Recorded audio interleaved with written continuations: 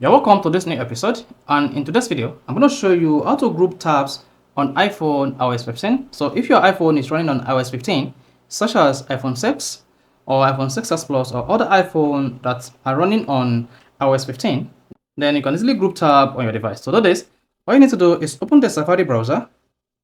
Then you should see all your tabs like this. So let's say you have all these tabs. If there are more than this, you should see all the tabs here. Then tap on the total number of tabs you have here. You can say I have 5 tabs. Click on that. And here you see tab groups.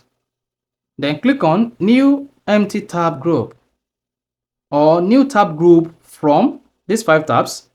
So whichever one that pleases you. So in this case, I'm going to create a new group to add these tabs. Then give the new group a name. Let's say Safari group. So this is the name of the tab group. Then click on the save button. Once you hit that, then come back here, press and hold this. Then you should see move to tab group. Click on this to open it. Then select the name of the group you want to move this tab to. Then press and hold another tab again. Click on move to tab group.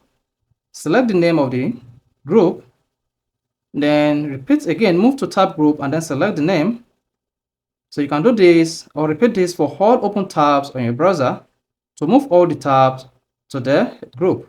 That's it. You can see you no longer have any tabs here. Then click on this tabs icon and then click on this start page to open it. Then locate the name of the group. You can see I have Safari group. Then click on it. Then you have all the tab groups on this group. So this is how to group tabs on iPhone on iOS 15. If this is helpful, you want to like button, don't forget to subscribe to the YouTube channel for more quality videos just like this.